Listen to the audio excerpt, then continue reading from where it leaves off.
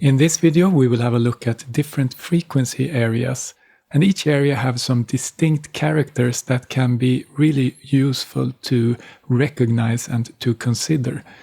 And if you want to up your ear training game and become better at recognizing frequencies, then it can also be very helpful to connect the dots between the characteristic sounds and the different frequency areas.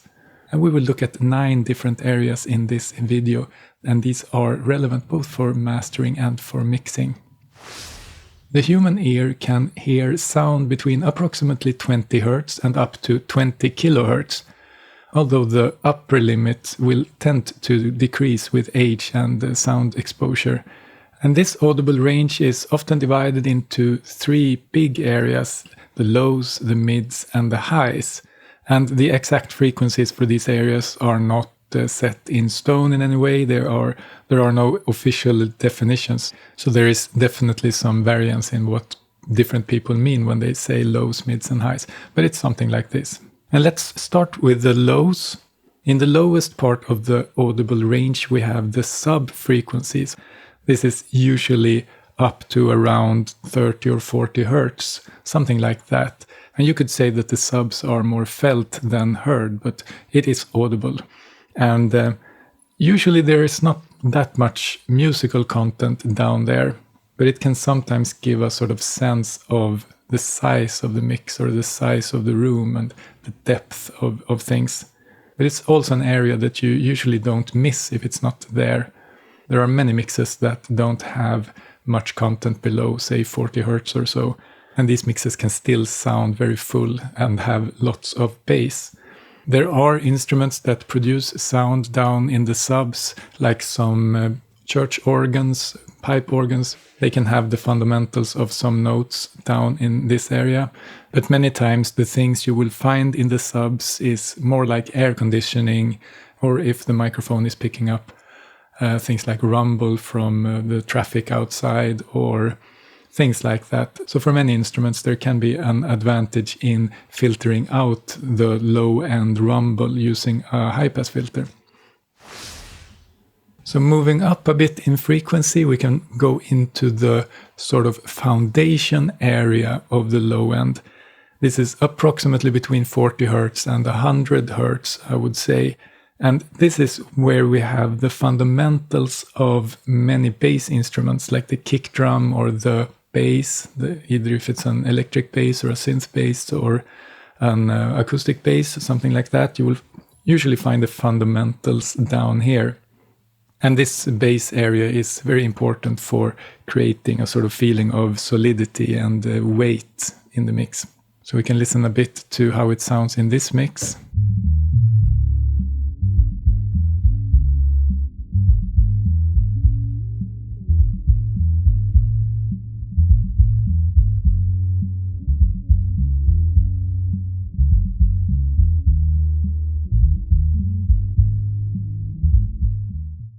So here we can hear the bass and the kick drum.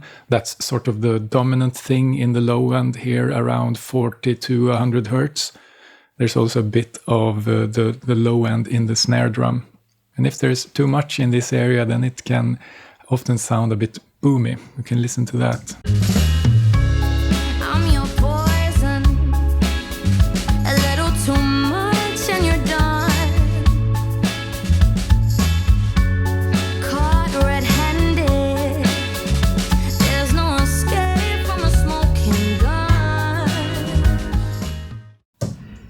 And if there's too little in this area, then it can sound a bit thin, because we sort of lose the foundation of the mix.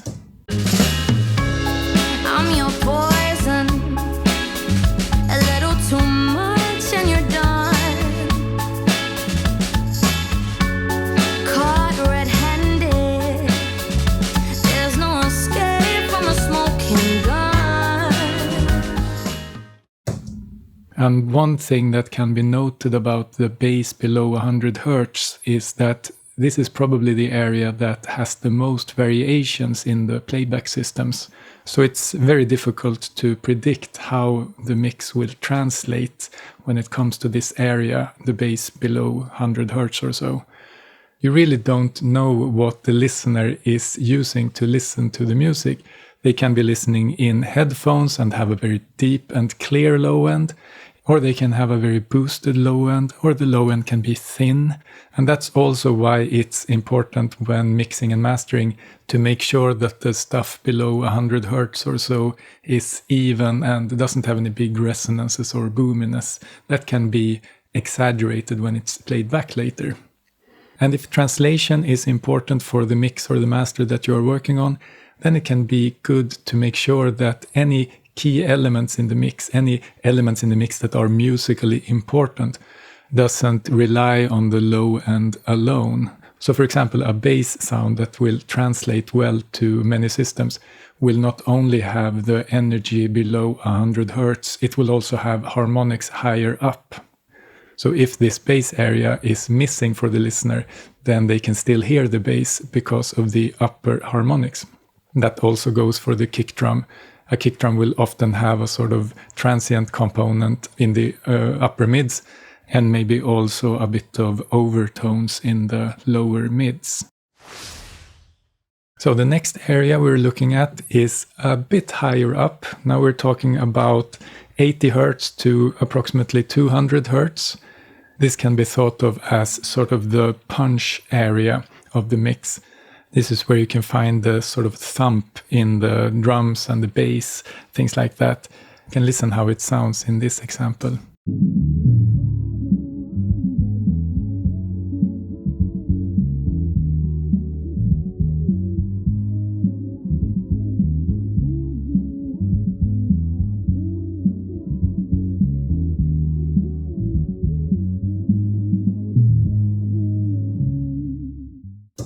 So both the kick and the snare is quite present here, and also the lower harmonics of the bass. We're not hearing the fundamental frequencies of the bass, but we are hearing the lower harmonics of the bass.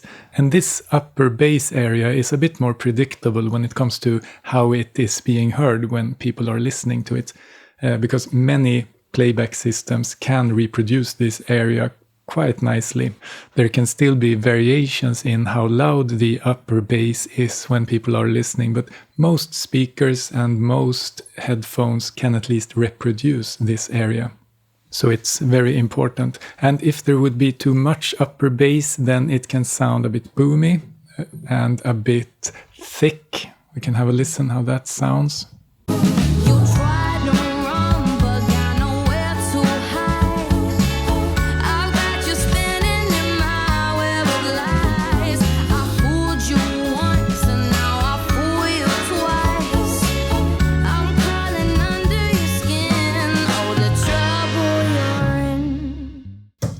So just like with the lower bass that we listened to before, the upper bass is also making the mix sound a bit boomy and thick when we're listening, but it's higher up in frequency, so it's not as much thunder, so to speak. And if there is too little in this area, it will usually sound quite thin.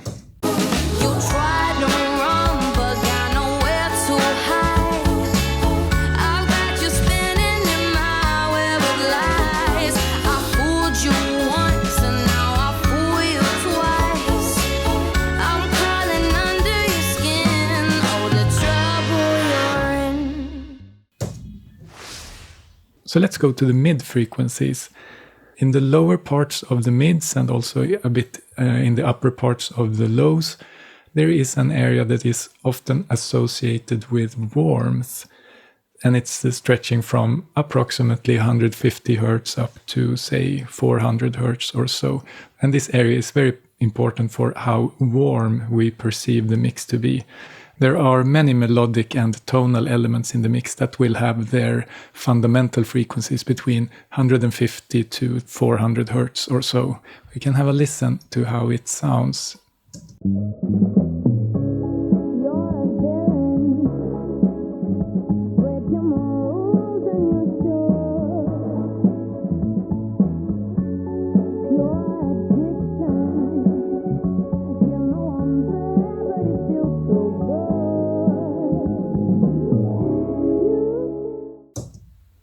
And if there's too much in this area, it can often sound a bit muddy and thick. We can listen how that sounds.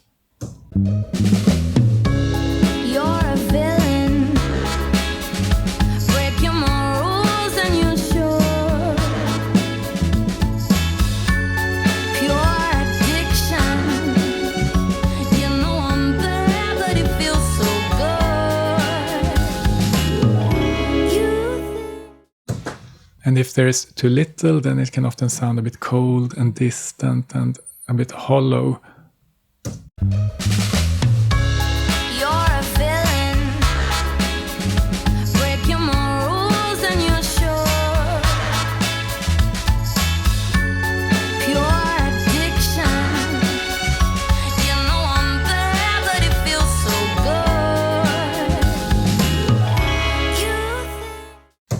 That's a quite common trick to make a mix sound more open and clear, to get more clarity.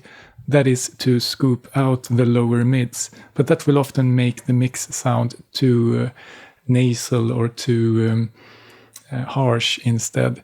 So the lower mids are very important for the perception of warmth in the mix. And some mixes and masters will tend to exaggerate this area a bit just to get this warm, embracing sound. You may actually have preferred the one with boosted mids just for that reason. We can often get more connection with the vocals when this area is fronted a bit more. So the next area has quite a lot in common with this warmth area that we just talked about. This is what I would call the melody or the harmony area, and it goes from approximately around 300 hertz up to, say, 1.5 kilohertz, something like that. These are the mids of the mids, so to speak. And this is where many of the important elements of the mix will be heard. So most of the melodic elements or the tonal elements in general in a mix will have its fundamentals or lower harmonics in this area. We can have a listen to how it sounds.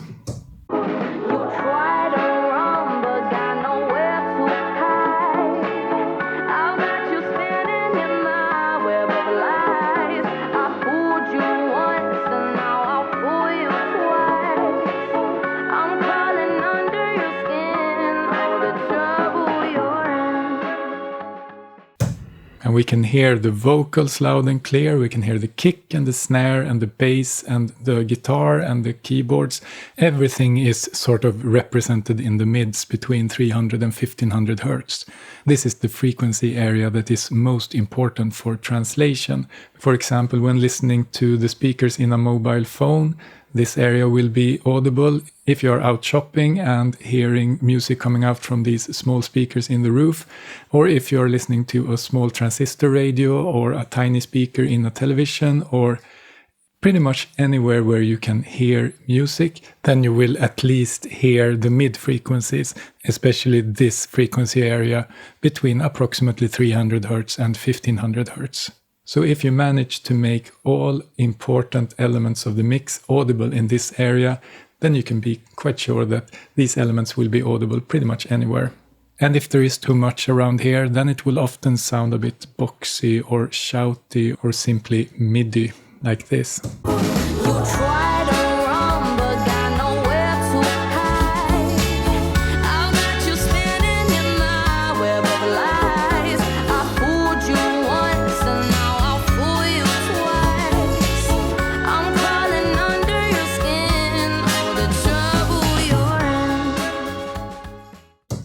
And if we go the other way and reduce this area, then it will sound very scooped and empty because we are removing a big chunk of the actual music, you could say.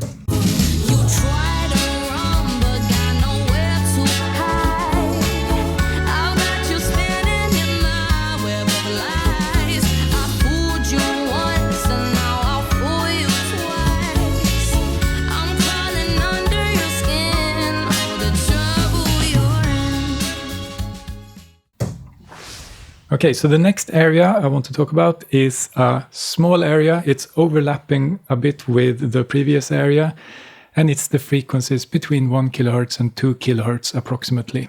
I call this the telephone area, and this is where you will find sort of the nasal qualities of the vocals or the more hard and upfront characteristics of many instruments. Let's have a listen to it. A kiss from my lips and your heart runs cold. I'm your poison, a little too much and you're done.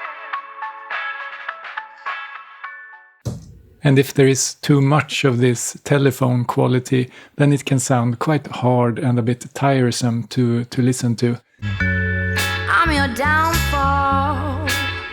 A kiss from my lips and your heart runs cold. I'm your poison. A little too much and you're done. But it also pushes everything up front. So for some kinds of music, this can be a quite interesting area. Punk rock mixes, for example, can have a lot of energy in this area because it gets a bit of dirty and gritty feel without being too harsh on the ears. And if there is too little, then it can sound a bit unengaging and a bit anonymous, so to speak. You can have a listen. I'm your downfall. A kiss from my lips and your heart runs cold. I'm your poison. A little too much and you're done. So the sound becomes a bit more unengaging. The next area we will look at is the presence area, and this goes from approximately 2 kHz up to 6 kHz. And this is an important area. Our human ears are the most sensitive, around 3 kHz or so, and this is right in the middle of the upper mids, the presence frequencies. This is where we will find the snap in the drums, and we can find the edge in the guitars, or the consonants in the vocals. So this area is very important for hearing the lyrics, for example.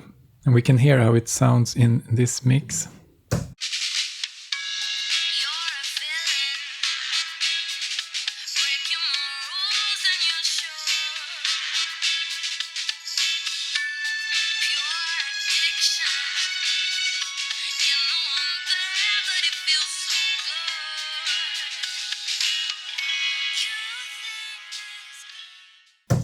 And one thing that can often happen in the upper mids is that it gets a bit overcrowded, mainly for two reasons. The first reason is that many instruments, many elements in the mix have got a boost in this area in order to make them more present. But if every instrument has a boost in the upper mids, then it can often tend to be a bit crowded. So you will often need to prioritize and balance the amount of energy here in the upper mids. And another reason why the upper mids can get crowded is that some elements of the mix can have resonances here. For example, distorted guitars can often have a lot of energy in the upper mids, depending on how the amplifier has been mic'd and things like that. So keep an eye, or an ear, I would say, for resonances in the upper mids in the presence area, because if there are build-ups and resonances in this area, then they can mask surrounding areas. So the resonances can both make the mix sound a bit harsh and unpleasant to listen to, and also mask things around it. So it can sound sort of both overly bright and muddy at the same time if there are resonance problems. And in general, the upper mids are more suited for transients than it is for sustained sounds. Transients in the upper mids can often make the mix sound snappy and clear and present, while more sustained sounds can make the mix sound more grating and harsh. So that's also something to consider. And if there is too much in the upper mids, then it will usually sound quite cold and harsh or piercing. Let's have a listen. You're a villain. Breaking my rules and you're sure. Pure addiction. You know I'm bad, but it feels so good. You think This is, of course, very exaggerated, but you get the point. And if there's not enough in the upper mids, then it can often sound a bit dull and distant. you're a villain. Breaking my rules and you're sure. Pure addiction. You know I'm bad, but it feels so good. You think this. And this upper mids presence area in combination with the warm area in the lower mids will often decide how warm or cold the mix will sound. Okay, so the next area is the brightness area. This goes from about 5 kilohertz up to, say, 11, 12 kilohertz, something like that. Now we are in the highs, in the treble. And this is where you will find the brilliance of vocals and most instruments. And it can be quite important for the perception of clarity, for example. We can have a listen how it sounds in isolation.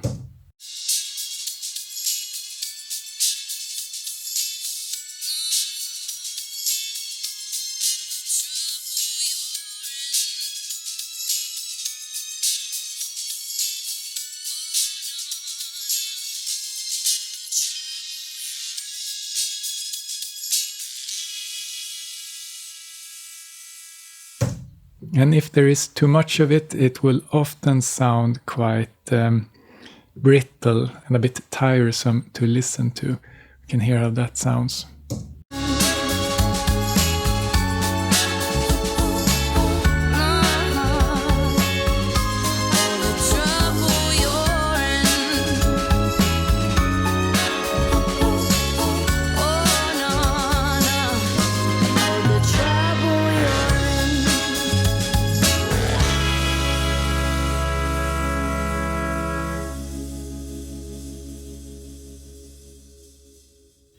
And on the other hand, if there is too little of it, then it can sound a bit dull, or as if there is a blanket over the speakers, so to speak.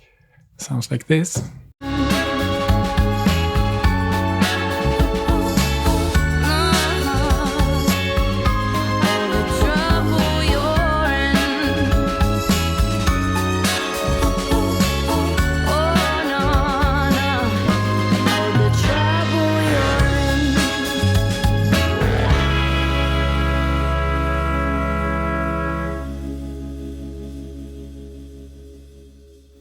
And here in the lower highs, you will also find sibilants. And sibilants are sort of shorter bursts of energy that are more intermittent, like S sounds, loud S sounds, or loud cymbals and things like that. And around here, you will also find the upper limit of hearing for many people. And that leads us to the last area that I wanted to talk about, and that is the air area. This is anything that is above, say, 11 or 12 kilohertz, something like that. This is the upper high end. And here you can find the detail and the sparkle of many instruments. It's very rare to find musical content that only lives up here. It will often be upper harmonics or upper parts of instruments that have their fundamentals lower down in the frequency spectrum. And there are many mixes that doesn't have that much content up here and still sound bright and present and open. It's very common to have a sort of gentle slope down in the highest part of the audible range. And if there's too much energy here, then it can often sound a bit cold and painful, especially for those who still manage to hear very high frequencies. That's it for this video. Thanks for watching, and I will see you next time.